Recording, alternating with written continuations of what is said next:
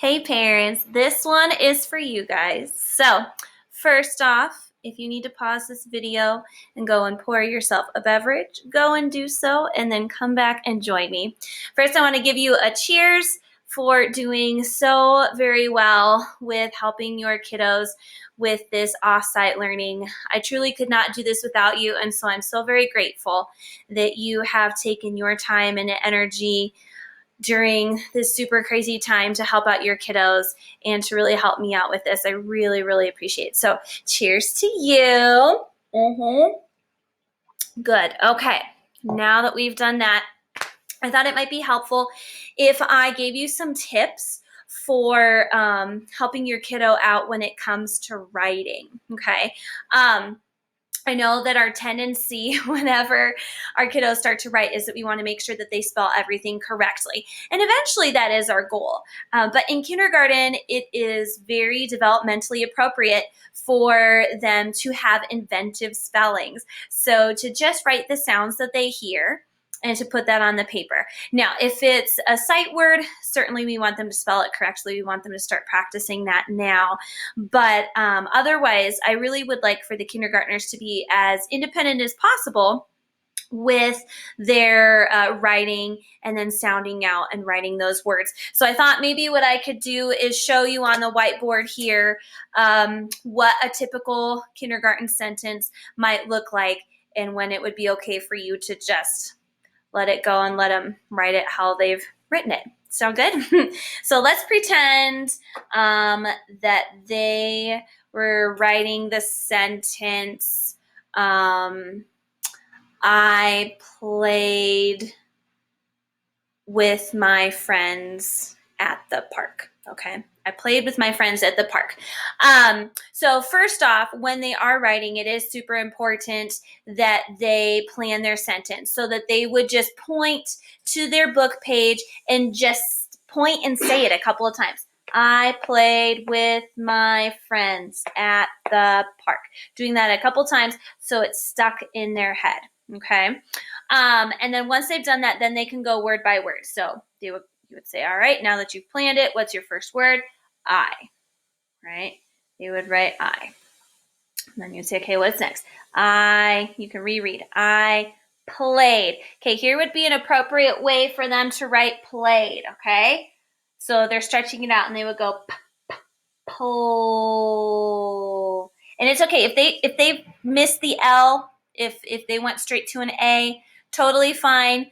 Consonant blends are a little trickier, so that's totally fine if they went straight to the A, but they would keep going. Played.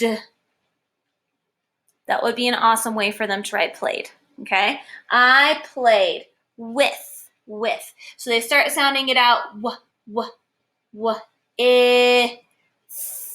It would be appropriate this time if they went and they went, I'm not sure what makes that sound, for you to tell them that it's TH. That would be okay to do with. And then they're going to go back and reread. I played with my sight words. So if they aren't sure, if they do this though, guys, and they're rocking and a rolling, just let them keep doing that. That's totally fine. You could go back when they're done with the sentence and correct it and change it to the Y, okay? And then have them reread. I played with my friends. Okay, this is probably how they might write friends. And that's awesome, okay? You don't hear the D very much when you're speaking it, right? If they're getting an F and an R, that's great because that's a consonant blend there. Friends, that'd be great. And then they would reread again. I played with my friends at. You should be able to get all the sounds in that just fine. And then that's a sight word we've known for a long time, so we want to make sure they spell that correctly. Then they're going to reread. I played with my friends at the park. This would be very appropriate for them to write park like this. And actually, considering that we just learned this digraph, they might even do something like that, okay? When they sound out the vowel and they go pa, ah, they're going to say short O says ah. That's totally fine if they write an O there, okay? Park. and then they just learned the digraph CK. So if they end up writing that, great. Or if they just have a C or a K, this would be awesome. Get that period at the end of the sentence. This is very, very acceptable. And in fact, this is what I want to see the kindergartners doing, okay? So help them if they're not sure, like what makes a certain sound like TH.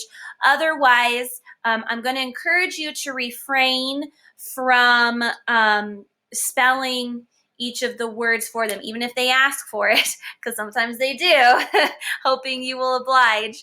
But instead to say, stretch out the word, write the sounds you hear.